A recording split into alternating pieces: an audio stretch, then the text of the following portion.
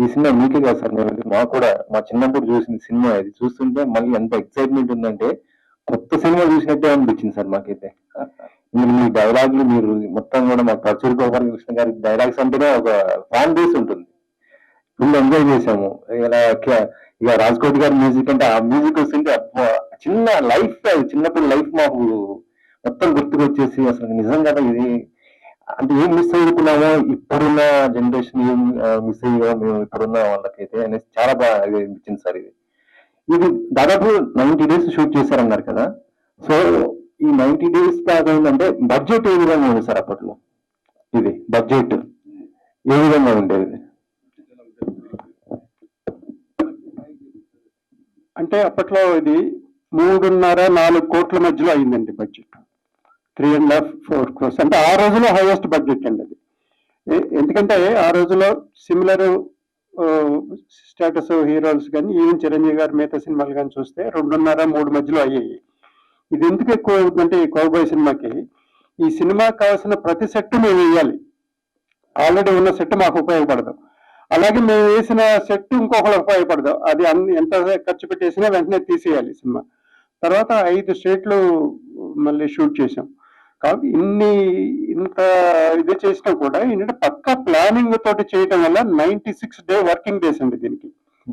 So 3.5-4 మధ్యలో budget అయిందండి ఆ రోజు.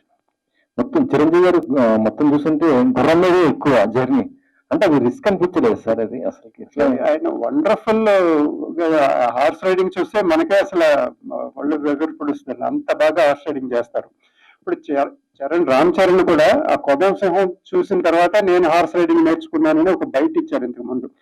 సైరా ఫంక్షన్ లో ఆయన ఒక సందర్భంలో మాట్లాడుతూ కొదం సింహం ఈజ్ మై ఫేవరెట్ మూవీ, ఆ సినిమా చూసిన తర్వాత నేను హార్స్ రైడింగ్ నేర్చుకున్నాను అనే ఒక ఆ సందర్భంలో ఆయన రామ్ చరణ్ గారు కూడా చెప్పడం జరిగింది.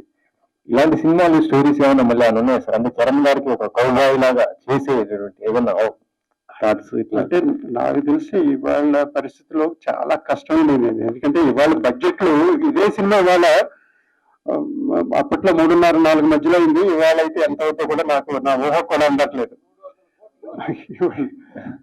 చాలా ఎక్కువ ఖర్చు అయిపోద్దండి ఇవాళ. మరి సార్ కోటి గారు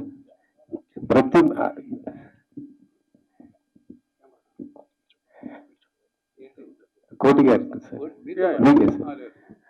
మ్యూజిక్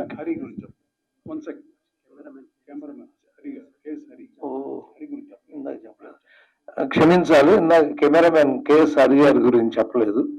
వారు ఎందుకంటే ఒక కౌబాయ్ చిత్రం ఇందాక అవన్నీ చెప్పాను కానీ నేను అది చెప్పలేకపోయా. ఒక కెమెరా పనితనం లేకపోతే మిమ్మల్ని ఇక్కడ నుంచి ఎక్కడికో బ్రిటిష్ రూల్ టైంలోకి తీసుకెళ్ళిపోవాలి కదండి, ఎక్కడికో తీసుకెళ్ళిపోవాలి. అంత తీసుకెళ్లేటువంటి ఒక అద్భుతాన్ని సృష్టించగలిగాడంటే కేఎస్ఆర్ గారికి కూడా అభినందనలు తెలియజేస్తున్నాడు. భాస్కర్ కళ ఆర్ట్ డైరెక్టర్ భాస్కర్ రావు గారు కూడానండి. ఫైట్ మాస్టర్ రాజు గారు కదా, మా రాజు మీకు తెలుసు కదా, ఖైదీ గారి నుంచి మాకు ఆయనతో ఎంతో అనుబంధం. రాజు మాస్టర్ గారు ఫైట్స్, ఇందాక ఫైట్స్ చెప్పాను, ఎడిటింగ్ అన్ని ప్రతి దాంట్లోనూ ఒక చిత్రాన్ని అండి ఒక ఫ్రేమ్ ఎక్స్ట్రా ఉంటే ఆవులిస్తారండి, ఒక ఫ్రేమ్ తక్కువ ఉంటే ఎలా చూస్తారండి ఏంటిది అని. కాబట్టి తక్కువ ఎక్కువ కాకుండా సరిగ్గా సమపాలనలో దాన్ని ఎడిట్ చేస్తేనే ఆ సినిమా సూపర్ హిట్ అవుతుంది. అంటే ప్రతిదానికి చెప్పుకుంటూ వెళ్తే లెంత్ పెరిగిపోతుంది కదా. ఇంకా కొన్ని తీసినవి కూడా కొన్ని ట్రిమ్ చేసాము. సో అది హీరో హీరోయిన్ అన్నది అమ్మాయి తను సేవ్ చేసిందన్న దీని మీద ఆయన ఆ మాట అన్నాడు ఆ రోజు. ఆటోమేటిక్గానే ఉంది కదా, చివరికి వచ్చేటప్పటికి అమ్మాయి కూడా ఇన్వాల్వ్ అయ్యి ఉంది.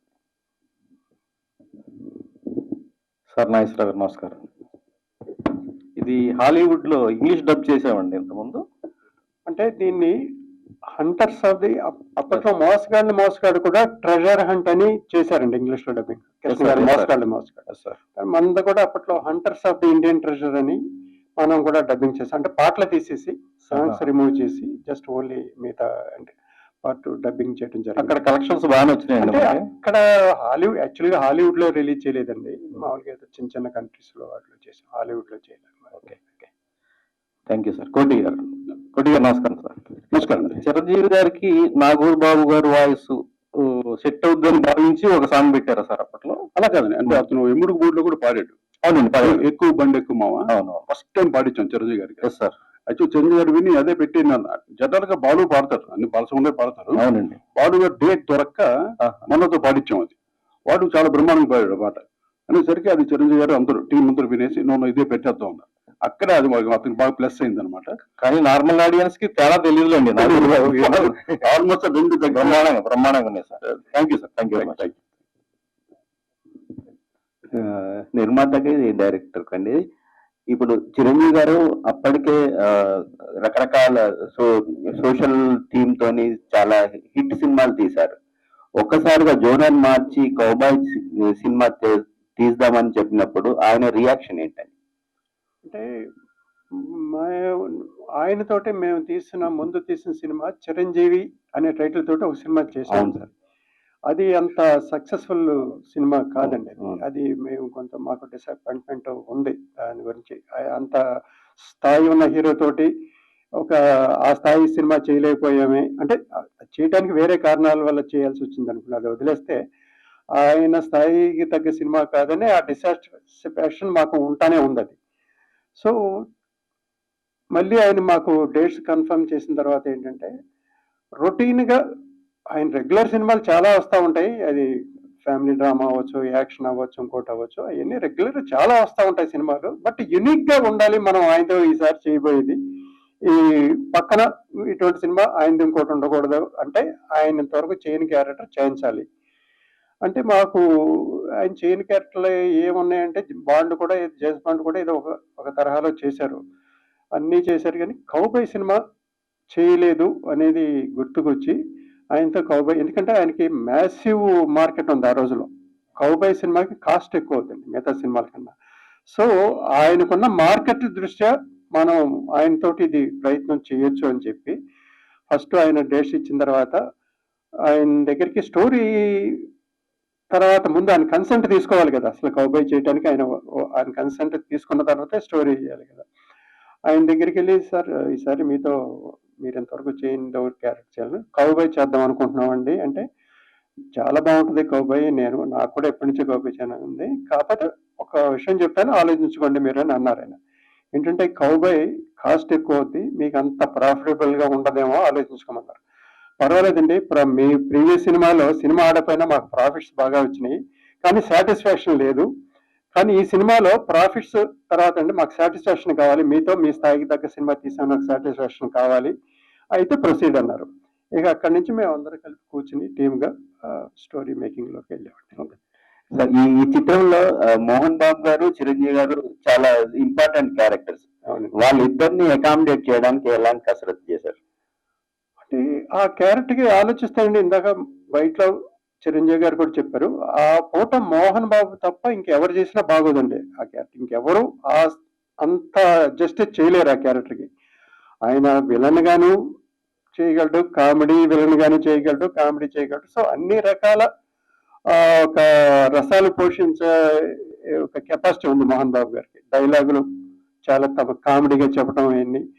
ఆ క్యారెక్టర్కి తగ్గట్టు సత్యానంద గారు కూడా క్యారెక్టర్ బ్రహ్మాండంగా రాశారు.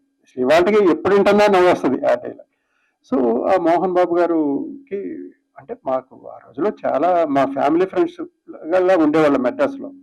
మా బ్రదర్కి అంటే అందరికీ ఇష్టం, మా హీరోలు అందరికీ ఇష్టం, మోహన్ బాబు గారికి ఇష్టం. సో న్యాచురల్గా మా బ్రదర్ అడగానే ఎవరు కాదనేవాళ్ళు కాదు. సో ఇది ఇలా ఉంది, క్యారెక్టర్ నువ్వు తప్ప ఎవరు లేరు, నువ్వు చేయాలంటే ఆయన హ్యాపీగా ఐ డూ ఇట్ అని చేశారు. సత్యనారాయణ గారి రియాక్షన్ ఏంటంటే ఈ సినిమా మొదలు పెట్టే ముందు? అదేనండి, ఆయనకి ఏంటంటే ఇంటి పెద్దగా బడ్జెట్ మీదే ఆయనకి భయాలు ఉంటాయి కదండి. ఇప్పుడు మేము ఏంటంటే ఒక యంగ్ యూత్ లో ఒక ఆవేశంలో ఎలా అయినా చేయాలనుకుంటాం. బట్ ఇంటి పెద్దగా మరి కాస్ట్ ఎక్కువ అవుద్ది కదా అంటే, పర్లేదు వీ క్యాన్ మేనేజ్, ఎందుకంటే డబ్బింగ్లో వస్తాయి దీనికి, ఈ టైప్ ఆఫ్ సినిమాలకి తమిళ డబ్బింగ్, హిందీ డబ్బింగ్లో అవన్నీ వస్తాయి, వీ క్యాన్ మేనేజ్, పర్వాలేదంటే ఆయన గో అహెడ్ అన్నారు ఆయన కూడా. Thank you sir.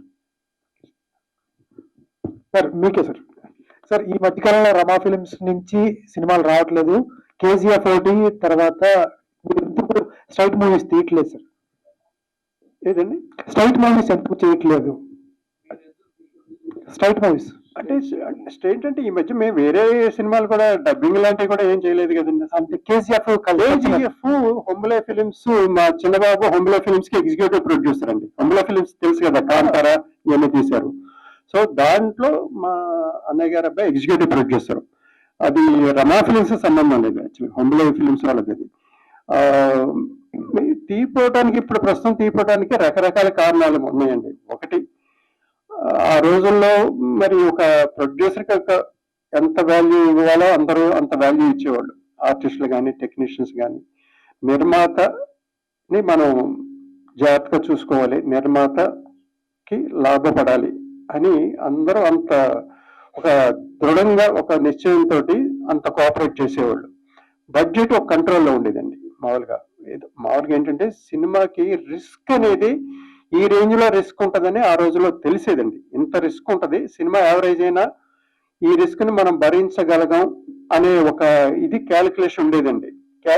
సినిమా అనేది ఎప్పుడైనా రిస్క్ తో కూడిందండి, బట్ ఆ రోజుల్లో క్యాలిక్యులేటెడ్ రిస్క్ అనేది ఒక అంచనా అందేది.